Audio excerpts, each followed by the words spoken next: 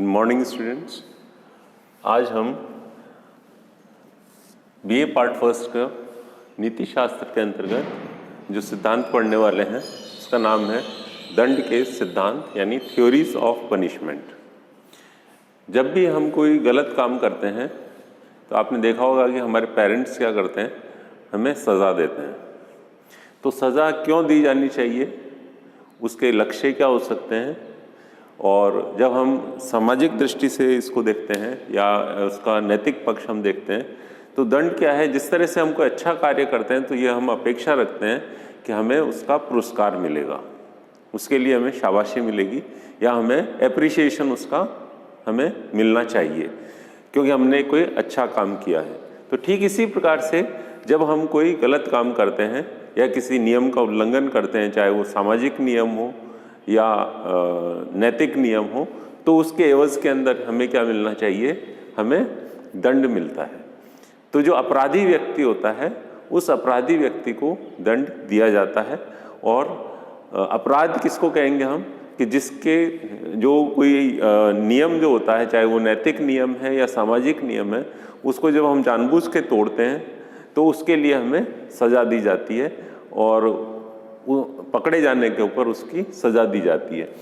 तो अपराध को रोकना एक लक्ष्य है, ठीक है।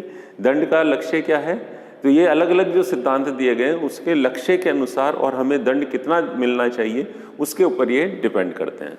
सबसे पहले जो सिद्धांत आता है उसको हम कहते हैं डेटरेंट थ्योरी, प्रतिरोधात्मक सिद्धांत। तो ये प्रतिरोधात्मक जो सिद्धांत है इसका लक्ष्य क्या है, दंड को रोकना यानी प्रिवेंट करना। इसको पॉपुलर सेंस में ये कहा जाता है कि अपराधी व्यक्ति को इसलिए सज़ा दी जानी चाहिए, इसलिए दंडित किया जाना चाहिए ताकि समाज में भविष्य में उस प्रकार का कोई अपराध कारित ना हो। तो एक और इसको प्रचलित अर्थ के अंदर कहते हैं कि अगर मान लीजिए किसी व्यक्ति ने भेड़ चुराई है तो उसको भेड़ चुराने के लिए सज़ा नहीं दी जा रही है, बल्कि इसलिए सज़ा दी जा रही है कि भविष्य में वैसा कोई अपराध, अन्य व्यक्ति कोई ऐसा अपराध समाज के अंदर घटित नहीं करे। तो इसका प्रमुख लक्ष्य क्या माना गया है, प्रतिरोधात्मक यानी रोकना, अपराध को रोकना, समाज में उसी प्रकार का कोई अपराध वापस नहीं हो सके। एक सामान्यता ये मान्यता है कि अगर किसी अपराधी व्यक्ति को दंडित किया जाता है और सबके सामने दंडित किया जाता है तो उससे ये होता है कि जो अपराधी व्यक्ति है उसको तो सज़ा मिलती ही है, बाकी समाज के अन्य जो व्यक्ति हैं वो भी उसके दंड को देख करके वैसा अपराध करने में से बचते हैं, इसलिए उसको सज़ा दी जानी चाहिए यानी दंड उसको दिया जाना चाहिए। अब सज़ा कितनी दी जानी चाहिए इसके ऊपर ये भिन्नता है यहाँ पर, क्योंकि मान लीजिए किसी एक व्यक्ति ने आपके पर्स से 100 रुपये चुराए हैं तो आप उसको कितनी सज़ा दोगे। या तो ये हो सकता है कि चलो ठीक है 100 रुपये वापस दे दे तो हम उससे सेटिस्फाई हो जाएंगे। दूसरा ये है कि नहीं, हम सेटिस्फाई तब होंगे जब हमें उससे ज़्यादा उससे वसूली हो, या उसके साथ साथ चोरी के साथ साथ जो उसने हमारे सामने हमने जो हमारे प्रति जो अपराध हुआ है उससे जो हमें असुविधा हुई है या जो मानसिक पीड़ा हमें प्राप्त हुई है उस पीड़ा का प्रतिफल भी हम उससे लेना चाहते हैं, ठीक है। तो इसलिए प्रतिरोधात्मक सिद्धांत क्या है, केवल रोक नहीं रहा है बल्कि एक प्रकार से हम ये कह सकते हैं कि उसको दंड, उसके सज़ा, उसको जितना अपराध किया है उतना उससे अधिक वो सज़ा प्रस्तावित ये सिद्धांत कर देता है, ठीक है। अगर सज़ा रोकने का लक्ष्य ही हम मान के चलें तो मान लीजिए कि किसी ने चोरी किया तो उसको और अधिक दंडित किया जाए जितना उसने अपराध किया। तो जो प्रोपोर्शनेट है, जो प्रोपोर्शन है वो प्रोपोर्शन यहाँ पर क्या हो जाएगा, वो ज़्यादा भी उसको दिया जाएगा, अपराधी व्यक्ति को ज़्यादा दंड दिया जा सकता है। इसका समर्थन ये सिद्धांत कर सकता है। लेकिन फिर इसमें नैतिक समस्या उत्पन्न हो जाती है क्योंकि सज़ा उतनी ही मिलनी चाहिए जितना उसने दंड दिया है, जितना उसने अपराध किया है उतनी ही उसको सज़ा मिलनी चाहिए। उससे अधिक सज़ा देंगे तो नैतिक रूप से हम उसके प्रति सही काम हम नहीं कर पाएंगे, क्योंकि प्रोपोर्शन यहाँ पर जो पनिशमेंट का जो प्रोपोर्शन है वो सही होना चाहिए, ठीक है। तो ये इसके एक्सट्रीम सेंस के अंतर्गत ये जो सिद्धांत है रोधात्मक सिद्धांत ये मृत्यु दंड को अभी प्रस्तावित करता है, यानी समर्थन करता है ये सिद्धांत। दूसरा जो सिद्धांत है उसको हम कहते हैं प्रतिकारात्मक सिद्धांत, यानी रिट्रीब्यूटिव जस्टिस। यानी इसमें प्रमुख लक्ष्य क्या माना गया है कि बदला लेना है, क्योंकि एक सिद्धांत, इसके पीछे जो अवधारणा है वो ये है कि जिसके प्रति अपराध कारित हुआ है, अगर जिसने अपराध किया है उसको सजा दी जाती है तो उससे हमें मानसिक संतोष प्राप्त होता है, ठीक है, सेटिस्फेक्शन हमें मिलता है।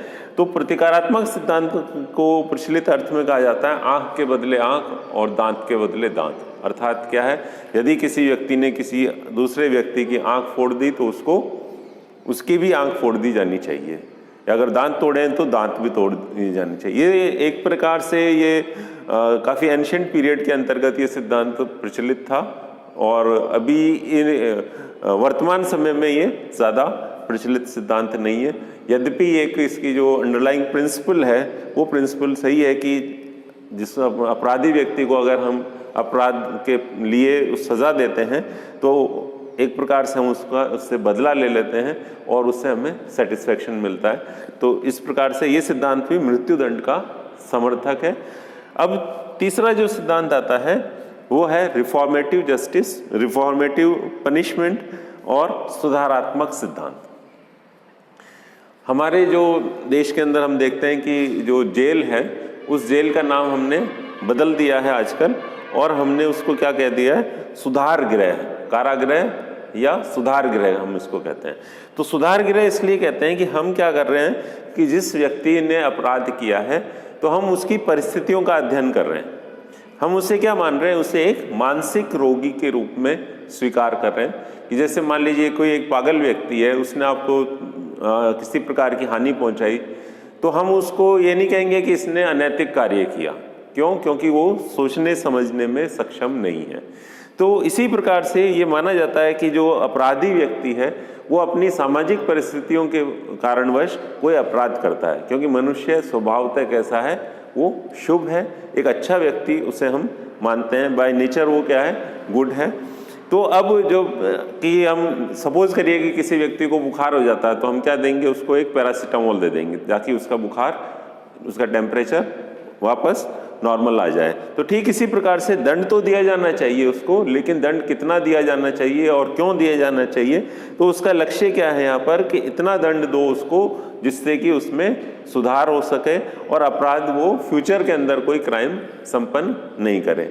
ठीक है, ये सिद्धांत जो सुधारात्मक सिद्धांत है ये मृत्यु दंड का समर्थक नहीं है। क्यों नहीं है? क्योंकि यदि हमने किसी अपराधी व्यक्ति ने कार्य किया है, कोई गलत कार्य किया है और आपने उसको सीधे फांसी पे टंगा दिया, तो क्या स्थिति होगी, उसमें सुधार की कोई गुंजाइश नहीं बचेगी। ठीक है, इसलिए ये सिद्धांत ये मानता है कि व्यक्ति को ऐसा दंड दो जिससे कि उसके अंदर उसकी मन स्थिति उसकी ठीक हो जाए और वो भविष्य में उस प्रकार का कोई या किसी प्रकार का वो कोई अपराध कारित नहीं करे।